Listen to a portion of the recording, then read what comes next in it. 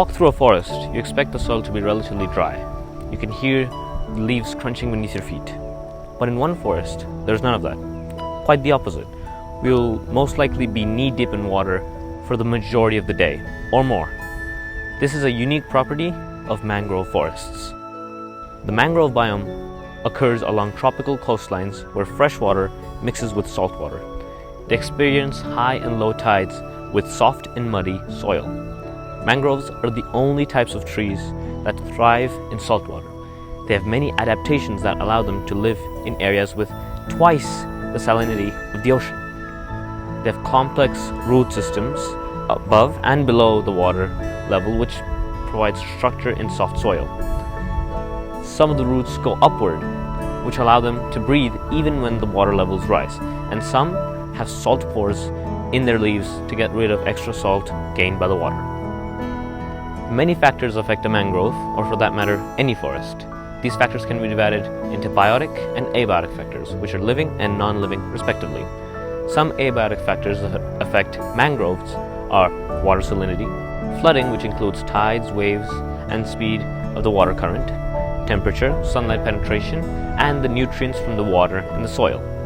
The biotic factors include many animals displayed on screen.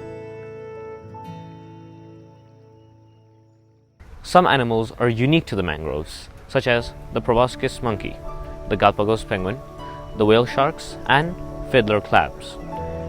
1,500 more species depend on mangroves for their survival, with 15% being endangered.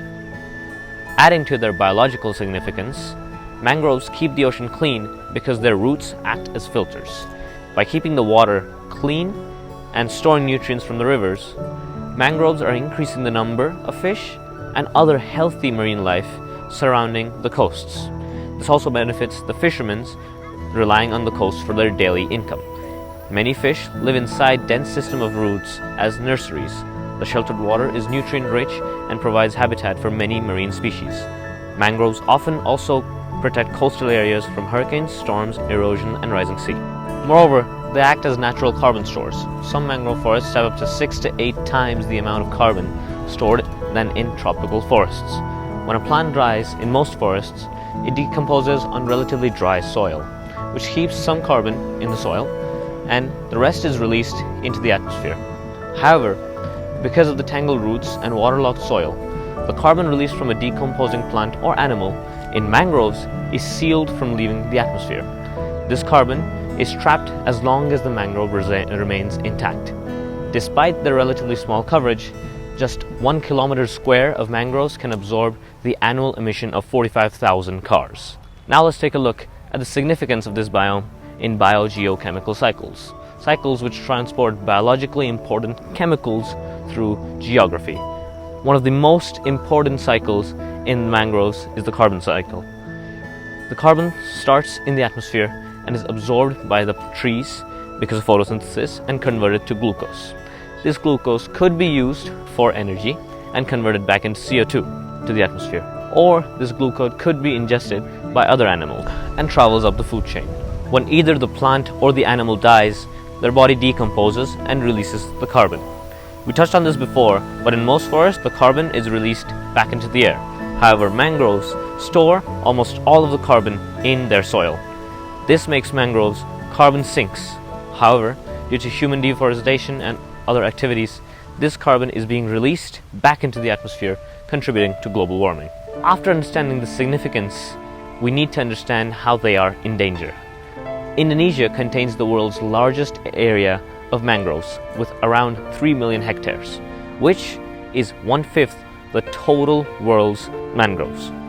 However, they have lost 40% of the forests over the last 30 years. Additionally, over the last 50 years, half of the global mangroves have been lost. Similarly, Singapore used to be 13% covered in mangroves about 200 years ago, but now less than 1% of the land is covered by mangroves. Many of these harms are caused by deforestation and exploitation of the forests for shrimp farming, palm oil, timber, and fuel wood. Some projections say that all mangroves will disappear in 100 years. Climate change increases ocean acidity and sea levels and creates extreme storms which weaken this forest. Despite these, there's still hope. Many new projects like the Mikoko Pamojo community-based mangrove conservation project in Gazi Bay are working towards saving the forest. Gazi Bay spans around 615 hectares and holds 1,500 tons of carbon per hectare. The Mikoko Pamojo project is funded by carbon credit. Carbon credits is when people wanting to offset their carbon emissions pay to sequester atmospheric carbon into the forest. Sequestering carbon just means removing carbon from the air and storing it in the ground.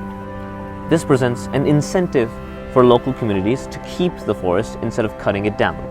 Using carbon credits, the surrounding village of Gazi Bay has earned up to $60,000 over the last 5 years, and many more villages can join this way of conservation. Some people, for example in Mexico, are using drones to set conservation priorities. These drones go high up in the forest and take multiple images.